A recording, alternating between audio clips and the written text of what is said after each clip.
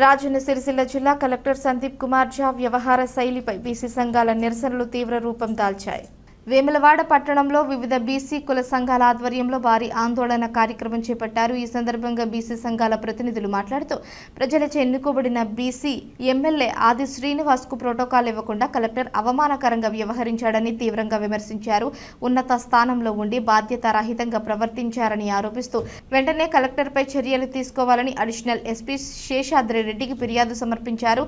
కలెక్టర్ను వెంటనే సస్పెండ్ చేయాలని గట్టిగా డిమాండ్ చేస్తూ ఈ సంఘటన అగ్రకుల ఆధిపత్యానికి నిదర్శనమని వ్యాఖ్యానించారు. ప్రభుత్వమే తక్షణ చర్యలు తీసుకోవాలని బీసీ సంఘాలు స్పష్టం చేశాయి. జిల్లా కలెక్టర్ గారిపై అవమానపరిచిన జిల్లా కలెక్టర్ గారిపై రాజ్యాంగాన్ని అవమానపరిచిన జిల్లా కలెక్టర్ గారిపై వర్ధిల్లాలి బీసీ ఎస్టీ మైనార్టీల ఐక్యత. రాజ్యాంగాన్ని అవమానపరిచిన జిల్లా కలెక్టర్ గారిపై వర్ధిల్లాలి బీసీల ఐక్యత. బీసీల ఐక్యత. అనగారిన కులాల ఐక్యత. విలీన దినోత్సవం రోజున బీసీ బిడ్డ అయినటువంటి వేములవాడ శాసనసభ్యులు ప్రభుత్వ విప్పు వారిని అవమానించడం బ్రాహ్మణిజం అహంకారం అవుతుంది.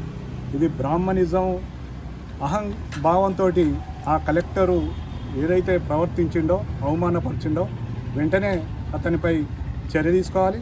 అతన్ని ఇక్కడి నుంచి ట్రాన్స్ఫర్ చేస్తారా, మేమైతే సస్పెండ్ చేయాలని డిమాండ్ చేస్తున్నాం. బ్రాహ్మణిజం ఒక పక్క అటువంటి ఆ రోజు జెండా ఎత్తిన రోజు ఈ అవమానించడం చాలా దుర్మార్గం. అందులో ఆయన బుర్రలో ఏముందంటే బీసీ వీడేవడరా, ఆనాడు ఆ పోరాటం ఎవరిది, పేద ప్రజలది. అంటే ఆనాడు బ్రాహ్మణిజం ఏదైతున్నదో ఆ బ్రాహ్మణిజం ఇంకా ప్రోత్సహించాలనే ఆలోచన ఇది కరెక్ట్ కాదని ఎస్సీ ఎస్టీ బీసీ సంఘాలన్నీ కూడా ముక్త కంఠంతో వ్యతిరేకిస్తూ ఈయనను వెంటనే సస్పెండ్ చేయాలి, ఇది రిమూవ్ చేయాలని కూడా మేము డిమాండ్ చేస్తాం.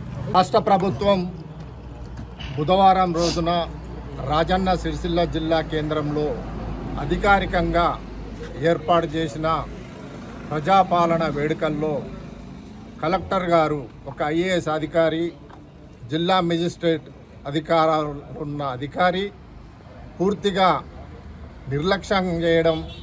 నిర్లక్ష్యం వహించడం చాలా బాధాకరం. ఒక ప్రభుత్వ ఉద్యోగి ఉండి, బాధ్యత గల వ్యక్తి అయి ఉండి ప్రభుత్వం నిర్లక్ష్యంగా ఉన్న కలెక్టర్ గారిపై వెంటనే తగిన చర్య తీసుకోవాలి. మరి కలెక్టర్ గారు ఒక బీసీ బిడ్డ ఆది శ్రీనివాస్ గారిని నిర్లక్ష్యం చేశాడా? మరి ఐఏఎస్ అధికారి ఉండి వారి బాధ్యతలు తెలియక నిర్లక్ష్యం చేశాడా? మరి ప్రభుత్వానికి వ్యతిరేకంగా, ప్రజలకు వ్యతిరేకంగా పనిచేస్తున్నాడా? అర్థం కావడం లేదు.